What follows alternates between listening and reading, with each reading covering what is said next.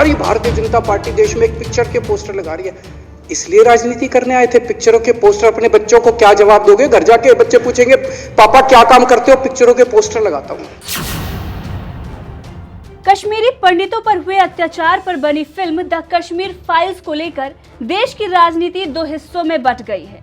एक तरफ जहां पीएम मोदी, सीएम योगी, अमित शाह समेत तमाम दिग्गज नेता खुलकर इस फिल्म का समर्थन कर रहे हैं, तो वहीं दूसरी तरफ कुछ सो कॉल्ड सेकुलरों के साथ दिल्ली के मुख्यमंत्री अरविंद केजरीवाल हैं, जो खुलकर इस फिल्म का विरोध कर रहे हैं। कश्मीरी पंडितों के नाम पे कुछ लोग करोड़ों करोड़ों रुपए कमा रहे हैं और तुम लोगों को पोस्टर लगाने का काम दे दिया। आंखें खोलो, क्या कर रहे हो तुम लोग? वो करोड़ों कमा गया, कश्मीरी पंडितों के नाम पे करोड़ों कमा गया और तुम लोग पोस्टर लगाते रह गए। क्या हाल बना दिया तुम लोगों का यार। आंखें खोलो तुम लोग।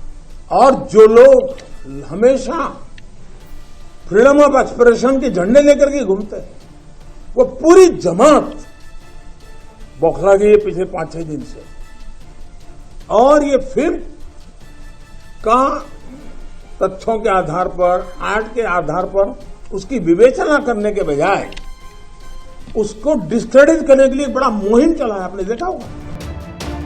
द कश्मीर फाइल्स के समर्थन और विरोध की उठती आवाजों के बीच दिल्ली की विधानसभा में सीएम अरविंद केजरीवाल ने इसे झूठी फिल्म बताकर जिस तरह से विरोध जताया, उसके बाद तो सोशल मीडिया पर बवाल ही मच गया। और जल्द ही इस बवाल ने बीजेपी और आम आदमी पार्टी के बीच गाली गलौज का रूप ले लिया। जिस तरह से केजरीवाल भरी विधानसभा में द कश्मीर फाइल्स का विरोध जताते हैं, उसे देखकर दिल्ली बीजेपी के प्रवक्ता तजिंदर पाल सिंह बग्गा तो इस कदर बौखला गए, उन्होंने यहां तक कह दिया कि जब 10 लाख आदमी मरते होंगे तो एक केजरीवाल पैदा होता होगा।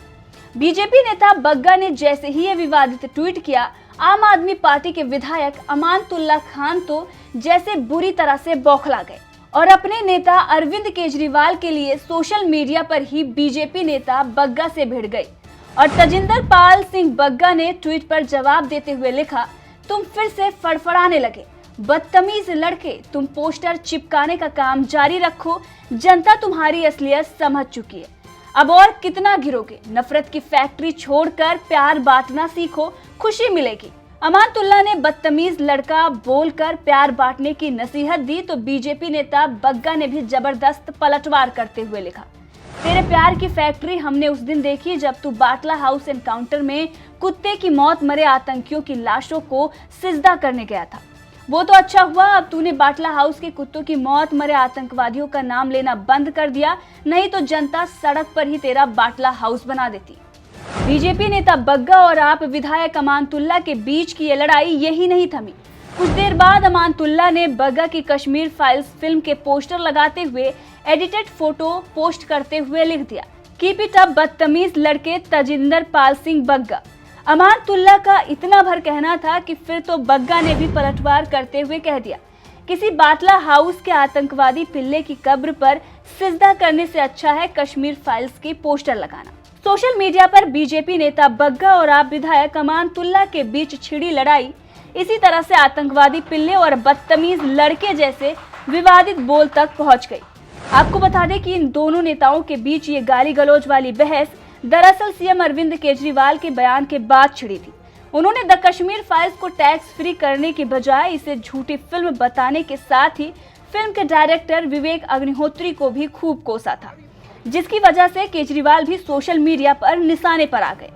बहरहाल जिस तरह से बीजेपी नेता तजिंदर पाल सिंह बग्गा और आप विधायक अमानतुल्लाह खान के बीच बहस हुई है, उस पर आपका क्या कहना है? अपनी राय हमें कमेंट करके जरूर बताएं। साथ ही इस फिल्म के बारे में केजरीवाल ने विधानसभा में क्या कुछ कहा है, आइए सुनाते हैं आपको। आज सारे देश की सारी भारतीय जनता पार्टी एक पिक्चर के पोस्टर लगा रही है गली गली में जाकर। पूरी सारी भारतीय जनता पार्टी देश में एक पिक्चर के पोस्टर लगा रही है। इसलिए राजनीति करने आए थे? पिक्चरों के पोस्टर? अपने बच्चों को क्या जवाब दोगे? घर जाके बच्चे पूछेंगे पापा क्या काम करते हो? पिक्चरों के पोस्टर लगाता हूं।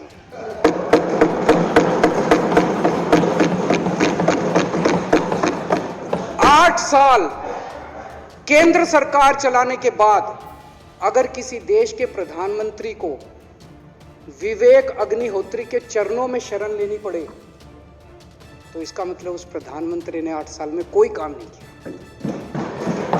8 साल खराब कर दिए। बताओ, विवेक अग्निहोत्री के चरणों में उनको शरण लेनी पड़ रही है, बचा लो बचा लो बचा लो। अगर किसी प्रधानमंत्री को कह रहे हैं कश्मीर फाइल्स टैक्स फ्री करो, अरे यूट्यूब पे डाल दो, फ्री हो जाएगी। टैक्स फ्री क्यों करा रहे हो? इतना ही तुमको शौक है, विवेक अग्निहोत्री को बोलो यूट्यूब पे डाल देगा, सारी पिक्चर फ्री है, सारे जने देख लेंगे एक ही दिन के अंदर। टैक्स फ्री की क्या जरूरत है? यूट्यूब पे क्यों नहीं डाल? कल एक मैंने अखबार में पढ़ा, हरियाणा के अंदर एक भारतीय जनता पार्टी का ही एक एमएलए था, उसने कहा आज मैं पार्क के अंदर इसकी फ्री स्क्रीनिंग करूंगा। तुरंत विवेक अग्निहोत्री का ट्वीट आया खट्टर साहब के, खट्टर साहब देखो ये फ्री में कर रहा है, इसको बोलो टिकट लेके करेगा।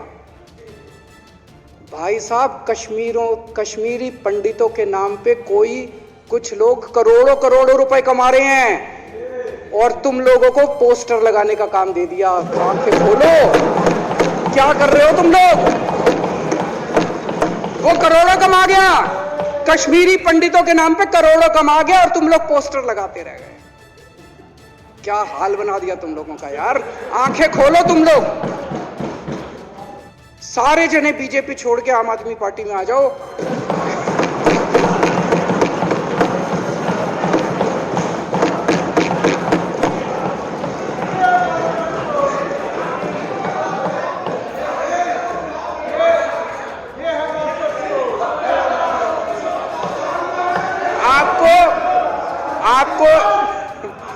आपको इज्जत मिलेगी, सम्मान मिलेगा, आपसे कतई झूठे नारे नहीं लगवाएंगे।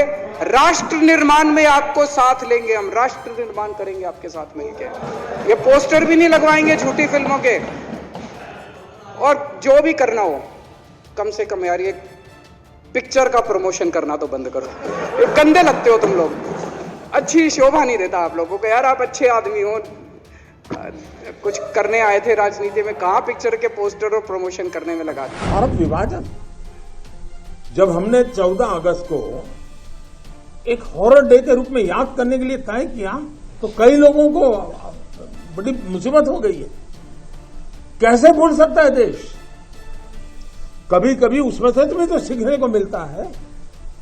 भारत विभाजन में ऑथेंटिक कोई फिल्म नहीं बनी और इसलिए इन दिनों आपने देखा होगा कश्मीर फाइल फिल्म की चर्चा चल रही है। और जो लोग हमेशा फ्रीडम ऑफ एक्सप्रेशन के झंडे लेकर के घूमते हैं, वो पूरी जमात बौखला गई है पिछले 5-6 दिन से। और ये फिल्म का तथ्यों के आधार पर, आर्ट के आधार पर उसकी विवेचना करने के बजाय उसको डिस्क्रेडिट करने के लिए एक बड़ा मुहिम चला है। आपने देखा होगा एक पूरी इकोसिस्टम कोई सत्य उजागर करने का साहस करे, उसको जो सत्य लगा उसने प्रस्तुत करने की कोशिश की, लेकिन उस सत्य को न समझने की तैयारी, न स्वीकारने की तैयारी है, न ही दुनिया इसको देखे इसके लिए उनकी मंजूरी है। जिस प्रकार का षड्यंत्र पिछले 5-6 दिन से चल रहा है। मेरा विषय कोई फिल्म नहीं है, मेरा विषय है कि जो सत्य है उसको सही स्वरूप में देश के सामने लाना देश की भलाई के लिए होता है।